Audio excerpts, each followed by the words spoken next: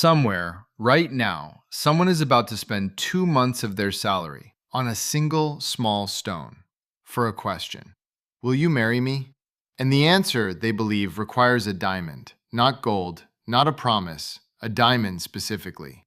You've never questioned it. It just feels true, eternal, romantic. But that feeling has a birthday and an author. It was invented, deliberately, in a room to solve a business problem. And tonight, you're going to meet the people who wrote it. Let's start with what a diamond actually is. It's carbon, the same element as pencil lead and soot, squeezed underground for a long time. That's the whole miracle. And here's the part they'd rather you didn't know. Diamonds are not rare. There are mountains of them, enough for everyone on Earth. A gem is only rare if someone keeps most of them locked away. And for over a century, someone did exactly that. One company, one vault, one careful, deliberate drip of supply. Its name is De Beers.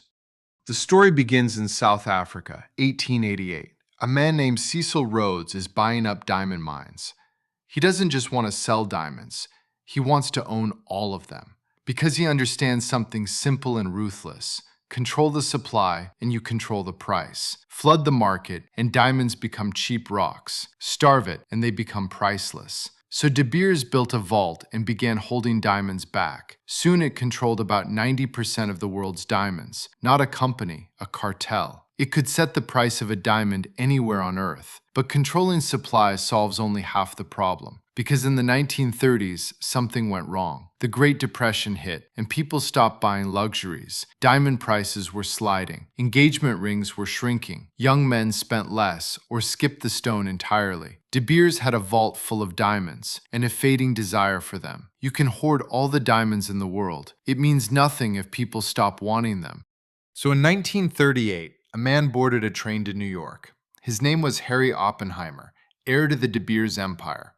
He walked into a Philadelphia ad agency called N.W. Ayer. His question was strange. Not, how do we sell more diamonds? It was, how do we make people need them? The agency studied the problem, and their answer was chillingly clever.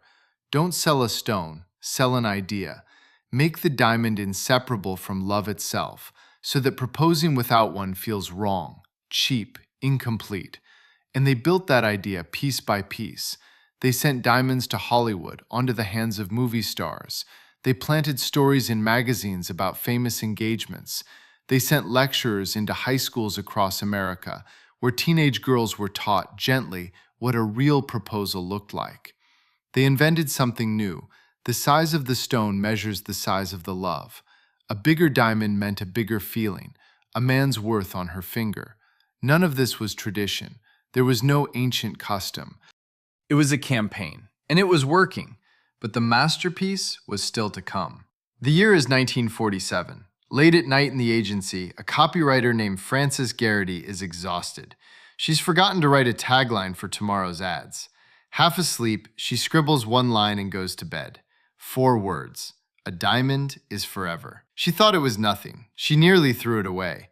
It would become the most famous advertising line of the century. And it was perfect for 2 reasons. 1, it tied the diamond to eternal, unbreakable love. Forever. Like a marriage should be. But the second reason is the cold one. Forever also meant you never sell it. And that was the most important word in the whole sentence. Think about it. If a diamond is forever, you keep it. You pass it down. You never resell it. And if nobody resells, there is no secondhand market. Why does that matter? Because that market is dangerous.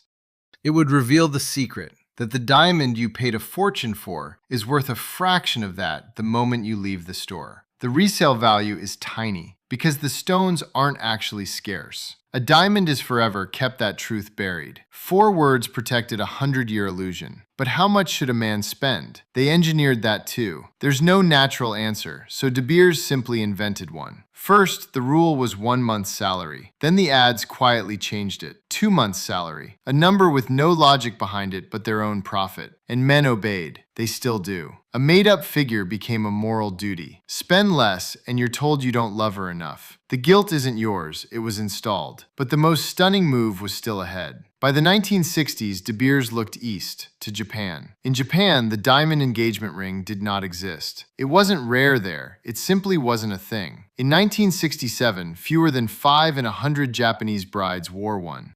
So De Beers ran the same playbook again. Ads showed modern Japanese couples, Western, glamorous, in love. The diamond was sold as a break from the old ways, a sign of a new, modern, successful life, and a nation's traditions bent in real time. By 1981, just 14 years later, around 60% of Japanese brides wore a diamond, a custom rewritten in a decade and a half. Not by culture, not by love, by an advertising budget. Do that to a whole country and imagine what's been done to you. And there's a shadow under all of it. To keep diamonds cheap to mine, supply often came from places of violence and forced labor. Stones sold as symbols of love were sometimes dug in blood. The romance on the surface, something far darker underneath. De Beers spent fortunes keeping those two worlds apart. The ring stayed shining, the mines stayed invisible. That separation, too, was a kind of marketing. Today, the illusion is finally cracking. We can now grow diamonds in a lab, chemically identical, atom for atom, the same stone, but a fraction of the price, with no cartel and no blood. And suddenly, the question gets very uncomfortable. If a perfect copy costs almost nothing, what were you really paying for? So look at the ring, on your hand or the one you'll buy. It is beautiful. That part is real. But the meaning you feel when you look at it, the forever, the this proves my love, was written by a tired copywriter and a company with a full vault. You didn't fall for romance. You inherited an advertisement. The stone isn't worthless, but it was never worth what they told you. And the love? The love was always real. It just never needed a receipt to prove it. A diamond is forever. The slogan, it turns out, was the only thing that lasted.